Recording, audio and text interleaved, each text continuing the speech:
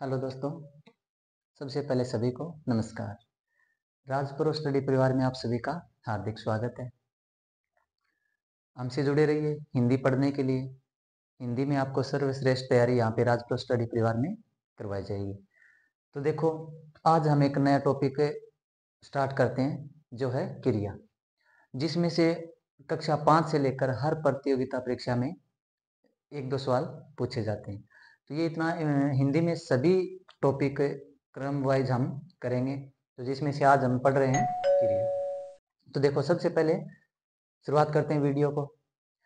क्रिया जिन शब्दों से किसी काम का करना या होना पाया जाए उसे क्रिया कहते हैं। जैसे खेलना, चलना, हंसना, दौड़ना, भागना आदि। ये सारे क्या शब्द हैं? क्रिया शब्द। देखो परिभाषा देखो, जिन शब्दों से किसी काम का करना या होना पाया जाए उसे क्रिया कहते हैं। यानी कोई भी काम उसमें होने का बोध होगा।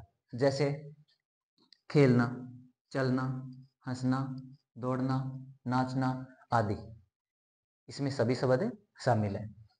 तो क्रिया शब्द का निर्माण कैसे होता है? क्रिया शब्द का निर्माण मूल धातु से होता है। अब मूल धातु जानिए क्या होता है।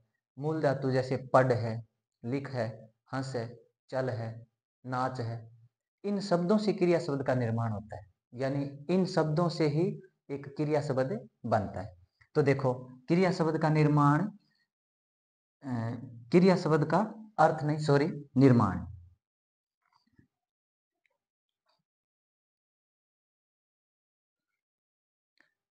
क्रिया शब्द का निर्माण मूल धातु से होता है, अर्थात किसी भी मूल धातु के अंत में ना प्रत्यय। प्रत्यय तो आप जानते हो, यानी किसी शब्द के बाद में जो जुड़ता है उसे प्रत्यय बोलते हैं। तो देखो, क्रिया शब्द का निर्माण मूल धातु से होता है, यानी मूल धातु के अंत में ना जोड़ने से क्रिया शब्द बनता है। क्रिया शब्द का निर्माण होता है जैसे खेल प्लस ना, खेलना, चल प्लस ना, चलना, हंस प्लस ना, हंसना आदि। यानी और भी बहुत शब्द हम बना सकते हैं, जैसे खेलना है, चलना है, दौड़ना है, भागना है, हंसना है, नाचना है, कमाना है। ये सारे शब्द क्या है? क्रिया शब्द। अब आगे देखो, क्रिया के हम पढ़ेंगे भेद। मूल रूप से क्रिया के रचना के आधार पर 5 भेद होते हैं, लेकिन हम पढ़ते हैं क्रम के आधार पर। इंपॉर्टेंट यही है कि क्रिया के क्रम के आधार पर कितने भेद होते हैं? तो 2 भेद होते हैं। तो चलो देखिए, 2 भेद कौन कौन से होते हैं।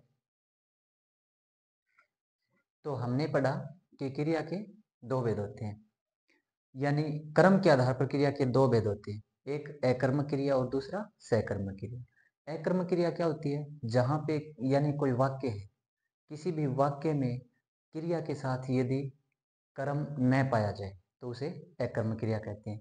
और किसी वाक्य में क्रिया के साथ कर्म भी पाया जाए तो उसे सकर्मक क्रिया कहते हैं। आप बीच बीच में स्क्रीनशॉट ले लेना, ताकि अपने नोट्स में आप लिखने के लिए आप पहले स्क्रीनशॉट ले लो, क्योंकि इतना टाइम नहीं है कि वेट करें, साथ साथ में लिखें। तो मैं 2 मिनट का आपको टाइम दे दूंगा, स्क्रीनशॉट लेके बाद में आप उसको अपने नोट्स में उतार सकते हैं। तो चलो देखो, हमने पढ़ा कर्म के आधार पर क्रिया के कितने भेद होते हैं? 2 भेद होते हैं। कौन कौन से? 1 नंबर अकर्मक क्रिया और 2 नंबर सकर्मक क्रिया। नाम से पता चल रहा है। देखो, अकर्मक यानी जहां कर्म अनुपस्थित है, और सकर्मक यानी जहां कर्म साथ है। समझ आ रहा है? तो देखो, 1 नंबर हम फिर डेफिनेशन पढ़ेंगे इसकी, अकर्मक क्रिया की, कि किसी वाक्य में यदि क्रिया के साथ कर्म न पाया जाए तो उसे अकर्मक क्रिया कहा जाता है। यानी किसी वाक्य में कर्ता होता है, कर्म होता है, क्रिया होती है, तो ये वाक्य में यदि क्रिया के साथ कर्म कर्म नहीं है तो वहां पे अकर्मक क्रिया होगी। और जैसे देखो, राम नाचता है, तो थोड़ा समझो आप, राम नाचता है, तो यहाँ पे राम क्या है? यानी आपको ये तो पता है कि किसी भी वाक्य में जो काम करने वाला है, काम को जो कर रहा है, वो क्या क्या होता है? वो कर्ता होता है। तो यहाँ पे राम है कर्ता। नाचता, अब देखो आप, हमने पढ़ा था कि किसी भी मूल धातु के अंत में ना लगने से क्रिया शब्द बनेगा। तो वाक्य में क्रिया जो शब्द है वो एक विकारी शब्द है। क्रिया परिवर्तित हो जाता है, लिंग वचन कर्म आदि के आधार पर जो क्रिया शब्द है वो परिवर्तित हो जाता है। तो यहाँ पे हम नाचना ढूंढेंगे कि अंत में ना मिलेगा, तो ऐसा कुछ नहीं है। वाक्य में क्रिया का जो शब्द है उसका जो रूप है वो परिवर्तित हो जाता है। तो राम नाचता है, यहाँ पे राम हो गया कर्ता, नाचता क्या है, क्रिया शब्द है, तो यहाँ पे कर्म नहीं है इस वाक्य में। तो ये वाक्य कौन सा हो गया, अकर्मक क्रिया।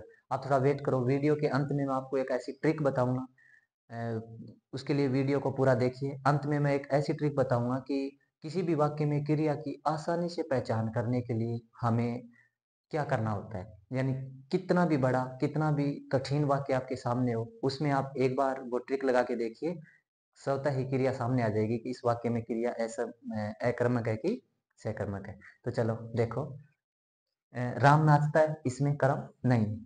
सीता हंसती है, सीता कौन है, करता है कि काम को करने वाला करता। हंसना क्रिया शब्द है, इसमें भी कर्म नहीं है।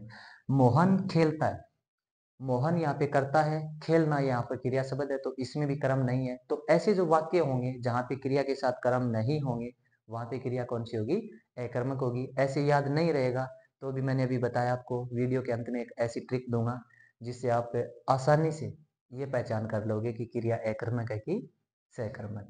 बालक पढ़ता है आदि, यानी बालक हो गया कर्ता, पढ़ता है क्रिया पढ़ना, इसमें भी कर्म नहीं है। तो ये अकर्मक क्रिया के उदाहरण है। तो अभी आप इसका स्क्रीनशॉट ले लीजिए ताकि बाद में आप अपने नोट्स में उतार सकें। आगे फिर हम पढ़ेंगे 2 नंबर सकर्मक क्रिया।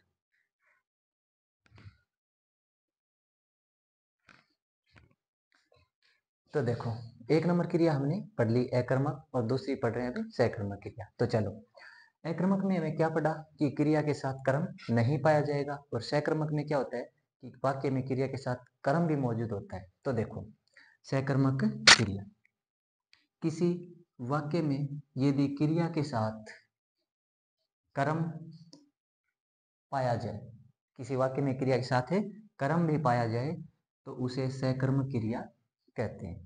जैसे अब देखो, अब आपको समझ में आएगा, अकर्मक में कर्म नहीं था, यहाँ कर्म क्या है, ये कर्म कैसे आया, वो ट्रिक में आपको समझ में आ जाएगा। तो राम फल खाता है, इसमें राम कौन है, वो पहले ही बताया था मैंने कि काम को करने वाला, यानी कोई भी काम हो रहा है उस काम को जो कर रहा है वो क्या होता है, कर्ता। इसमें हमें कंफ्यूज होने की आवश्यकता है ही नहीं। तो राम फल खाता है, यहाँ पे राम है कर्ता, फल खाता है, इसमें क्रिया शब्द देखो खाना, खाना ये क्रिया शब्द हो गया। अब इसमें एक और शब्द है, क्या है, फल, तो इसमें कर्म है। अब आप पहले कर्म समझिए, कर्म क्या होता है। देखो, कर्म का शाब्दिक अर्थ होता है काम या फिर कार्य, यानी जो हम करते हैं, कोई भी हम काम कर रहे हैं, कोई भी हम कार्य कर रहे हैं, वही क्या है, कर्म होता है। तो देखो, राम फल खाता है, राम हो गया कर्ता, खाता क्रिया शब्द है, तो यहाँ पे फल क्या है, एक कर्म है। तो यानी क्रिया के साथ कर्म आ रहा है, तो यहाँ पे क्रिया क्या है, सकर्मक क्रिया। सीता खाना बनाती है, यहाँ पे सीधा होता कि सीता बनाती है, तो सीता कर्म सॉरी कर्ता हो जाती, बनाती यहाँ पे क्रिया शब्द हो जाता, यहाँ पे कर्म नहीं था। लेकिन यहाँ पे सीता क्या काम कर रही है, खाना बना रही है। क्या काम कर रही है, खाना बना रही है, तो ये खाना ही क्या है, काम है, अर्थात कर्म है। तो यहाँ पे सीता के साथ क्या है, कर्म आ गया, तो यहाँ पे क्रिया सकर्मक होगी। उसी प्रकार यहाँ देखो, राम क्या खाता है, राम क्या खा रहा है, यहाँ पे आम खा रहा है, फल खा रहा है, तो यही यहाँ पे कर्म है। रामा नृत्य करती है, रामा नृत्य करती है, रामा करता, करना यहाँ पे क्रिया शब्द है, तो रामा क्या कर रही है, नृत्य कर रही है, यानी यहाँ पे कोई काम हो रहा है। ठीक है, काम हो रहा है, रामा के द्वारा हो रहा है, क्या काम हो रहा है, यहाँ पे नृत्य किया जा रहा है, तो नृत्य कर्म है, अर्थात क्रिया सकर्मक हो गई। बालक दूध पीता है आदि, यहाँ पे बालक दूध पीता है, अगर सीधा होता कि बालक पीता है, बालक पी रहा है, तो पीना यानी पीता तो हो गया क्रिया शब्द, बालक है कर्ता जो कि काम को कर रहा है। लेकिन यहाँ पे बालक क्या काम कर रहा है, दूध पीने का काम कर रहा है। बालक भी कुछ न कुछ कर रहा है, ये भी काम ही है। आप सोच रहे हो दूध पीना कौन सा काम है, इसमें काम है, उसके लिए तो वो काम ही है, तभी तो कर रहा है। तो दूध पी रहा है, तो ये दूध कर्म हो गया, यानी यहाँ पर क्रिया सकर्मक होगी। अब देखो, एक बार मैं आपको थोड़ा रिपीट करवा देता हूँ। जिन शब्दों से किसी काम का करना या होना पाया जाए उसे क्रिया कहते हैं। क्रम के आधार पर क्रिया के दो भेद होते हैं। उससे पहले ये याद रखना कि क्रिया शब्द का निर्माण किससे होता है? मूल धातु से होता है। अर्थात किसी भी मूल धातु के अंत में ना प्रत्यय जोड़ते ही एक क्रिया शब्द बन जाएगा। क्रम के आधार पर क्रिया के दो भेद होते हैं, एक अकर्मक क्रिया होती है, एक सकर्मक। नाम से पता चल रहा है, अकर्मक क्रिया यानी जहाँ पे कर्म नहीं है, किसके साथ? क्रिया के साथ। सकर्मक क्रिया यानी जहाँ पे कर्म भी साथ है। किसी भी वाक्य में क्रिया के साथ कर्म है तो वहाँ पे सकर्मक क्रिया होगी। अब हमने दोनों की डेफिनेशन पढ़ ली अलग अलग, अकर्मक क्रिया पढ़ ली, सकर्मक क्रिया ही पढ़ ली, उदाहरण भी पढ़ लिए। अब देखो, मैं आपको वो ट्रिक बता रहा हूँ जिससे आपको किसी भी वाक्य में, किसी भी सरल या किसी भी कठिन वाक्य में भी आप क्रिया का पता लगा लोगे कि यहाँ पे क्रिया अकर्मक की क्रिया सकर्मक है। तो चलो, ये जल्दी से आप स्क्रीनशॉट ले लो और आगे उतारो, फिर हम वो ट्रिक देखेंगे। तो हमने अभी देखा अकर्मक क्रिया और सकर्मक क्रिया दोनों की परिभाषाएं पढ़ी और उनके उदाहरण पढ़े। अब किसी भी वाक्य में क्रिया की पहचान कैसे करें? यानी हमें कोई वाक्य बता दिया जाए कि इसमें क्रिया बताओ अकर्मक है कि सकर्मक, तो हम आसानी से पहचान कर लेंगे। उसका सबसे आसान तरीका यही है। यानी कोई वाक्य है, सबसे पहले हम उस वाक्य में क्रिया शब्द को ढूंढेंगे और उस क्रिया शब्द से पहले क्या या किसको, इन दोनों में से लगा के देखेंगे, क्या या फिर किसको लगा कर देखेंगे। यदि उत्तर में कुछ आता है तो यानी उस वाक्य में क्रिया सकर्मक है। उत्तर में जो आता है वही क्या होता है? कर्म होता है। और यदि उत्तर में कुछ भी न आया तो उस वाक्य में कर्म नहीं है, अर्थात क्रिया अकर्मक हो जाएगी। तो देखो एक बार पढ़ो, किसी भी वाक्य में क्रिया की पहचान करने के लिए उस वाक्य में क्रिया शब्द से पहले क्या या किसको, ये याद रखना, क्या या किसको लगा कर देखते हैं। यदि कुछ उत्तर आता है तो सकर्मक क्रिया होगी और यदि कोई भी उत्तर नहीं आता है तो अकर्मक क्रिया होगी। अब ये चीज तो आप याद रख लोगे। अब हम कोई उदाहरण से समझेंगे ना, तब हमें समझ में आएगा। तो पहले आप ये उतारो, फिर हम उदाहरण से इसको समझ लेंगे।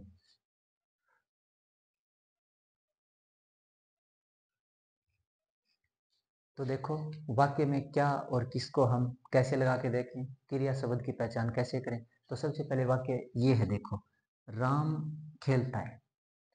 हमें क्या या किसको लगा कर देखना है? किससे पहले? क्रिया शब्द से पहले। तो सबसे पहले हमें इस वाक्य में क्रिया शब्द ढूंढना होगा। राम क्रिया शब्द तो हो नहीं सकता, ये तो करता है। खेलता ये क्रिया शब्द है। अब इससे पहले क्या लगा के देखो, राम क्या खेलता है? कुछ उत्तर आ रहा है? नहीं, इस वाक्य में कोई उत्तर नहीं आ रहा है। राम किसको खेलता है? कोई उत्तर नहीं आ रहा है। यानी उत्तर नहीं आ रहा है तो इस वाक्य में कर्म नहीं है, क्रिया अकर्मक है। ठीक है, इसमें कर्म नहीं है। श्याम क्रिकेट खेलता है। श्याम है कर्ता, खेलता है क्रिया। तो क्रिया शब्द से पहले हमें क्या लगा के देखना है? श्याम क्या खेलता है? उत्तर आ रहा है क्रिकेट। या श्याम किसको खेलता है? क्रिकेट को। उत्तर आ रहा है ना? श्याम क्या खेलता है? क्रिकेट खेलता है। तो यानी जो उत्तर आ रहा है, क्या या किसको के उत्तर में जो जवाब आ रहा है वो जवाब ही हमारा क्या है? कर्म है। यानी जवाब आ रहा है तो इसका मतलब आंख बंद करके ये कह सकते हो कि उसमें कर्म है। तो क्रिया क्या हो जाएगी? सकर्मक क्रिया हो जाएगी। यानी क्रिया के साथ ही कर्म भी है, यहाँ क्रिया के साथ कर्म नहीं। रामा नाचती है। नाचती क्रिया शब्द है, रामा करता है। रामा क्या नाचती है? कोई उत्तर नहीं आ रहा है, यानी उत्तर नहीं आ रहा है तो इसमें कर्म है ही नहीं। रामा किसको नाचती है? ये क्रिया अकर्मक है, ये सकर्मक है। यहाँ देखो, बच्चा दूध पीता है आदि। तो बच्चा इसमें करता है, यानी काम को करने वाला बच्चा है। दूध पीता है, पीता यहाँ पे क्रिया शब्द है। अब इसमें देखो, क्या या किसको लगा के देखो। बच्चा क्या पीता है? उत्तर आ रहा है दूध। बच्चा किसको पीता है? दूध को पीता है। यानी उत्तर आ रहा है वाक्य में, क्या या किसको का जवाब आ रहा है तो वही हमारा कर्म हो जाएगा। इसमें भी सकर्मक क्रिया हो जाएगी। ये सबसे आसान तरीका है। ये दो आप उदाहरण भी लिख लो और इसमें आप अपने नोट्स में इनको उतार लीजिए, ताकि जब आप पढ़ो तो ये बातें आप याद रख लोगे तो क्रिया आसानी से आप पहचान कर लोगे कि इसमें क्रिया अकर्मक है, क्रिया सकर्मक है। ये तो थी क्रिया। अब देखो, क्रिया को रचना के आधार पर 5 भागों में बांटा गया। ये भी याद रखना कि किसी भी एग्जाम में ये पूछा जाए कि रचना के आधार पर क्रिया के कितने भेद है, वहां पहला ऑप्शन होगा 2, और हम आंख बंद करके 2 कर देंगे कि क्रिया तो 2 होती है, सकर्मक और अकर्मक। ये कर्म के आधार पर है। रचना के आधार पर क्रिया के भेद होते हैं 5। उनकी इतनी डेफिनेशन नहीं पूछी जाती, उनके 5 भेदों के सिर्फ नाम लिखा देते हैं ताकि हमारे दिमाग में ये बैठ जाए कि क्रिया के रचना के आधार पर भी भेद होते हैं। तो सबसे पहले आप ये उतारो, उसके बाद में रचना के आधार पर हम क्रिया के भेद पढ़ेंगे।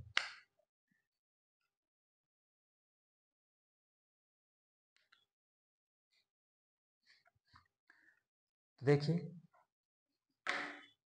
रचना के आधार पर क्रिया के 5 भेद होते हैं। ये हमें सिर्फ नाम याद रखने। नाम धातु क्रिया, संयुक्त क्रिया, पूर्वकालिक क्रिया, प्रेरणार्थक क्रिया और आज्ञार्थक क्रिया। ये 5 क्रियाएं सिर्फ हम नाम याद रख लें कि 5 क्रिया किसके आधार पर, रचना के आधार पर। ये नाम इसलिए याद रखने ताकि हम कंफ्यूज न आकर के क्रिया के भेद हर जगह 2 न करें। कर्म के आधार पर क्रिया 2 होती है, प्रश्न हर बार उसी में से पूछे जाते हैं। इंपॉर्टेंट भी वही है, सकर्मक क्रिया और अकर्मक क्रिया। उनकी अलग अलग परिभाषा पढ़ो, उनके उदाहरण पढ़ो, बस उसी में से क्वेश्चन निकल के आते हैं। ये रचना के आधार पर कई बार सीधा क्वेश्चन पूछ लिया जाता है कि रचना के आधार पर क्रिया के कितने भेद होते हैं, वहां पे हमें 5 करना है। रचना की जगह संरचना नाम भी आ सकता है, रचना की जगह संरचना के संरचना नाम भी आ सकता है कि संरचना या रचना के आधार पर क्रिया के कितने भेद होते हैं, 5 भेद होते हैं। तो देखो, मात्र 15 मिनट के वीडियो में हमने पूरा क्रिया टॉपिक तैयार कर दिया। इसमें से एक भी क्वेश्चन इससे बाहर नहीं आएगा। अच्छा लगे तो वीडियो को लाइक, शेयर, कमेंट और चैनल को सब्सक्राइब जरूर कर दीजिए, क्योंकि बार बार ये कहें कि सब्सक्राइब करो, चैनल को सब्सक्राइब करो, इतना आपको भी पता है कि इतनी मेहनत हम आपके लिए करते हैं। प्रत्येक टॉपिक आसानी से हम तैयार करते हैं, फिर आपको पढ़ाते हैं, ट्रिक से पढ़ाते हैं। तो अपने चैनल को प्लीज़ सब्सक्राइब कर लें और वीडियो को ज़्यादा से ज़्यादा शेयर, लाइक और कमेंट जरूर कीजिए। ठीक है दोस्तों, मिलते हैं नेक्स्ट वीडियो में। आज के लिए इतना ही। फिर से एक बार राज प्रो स्टडी परिवार में आपका हार्दिक स्वागत है, अभिनंदन है। धन्यवाद।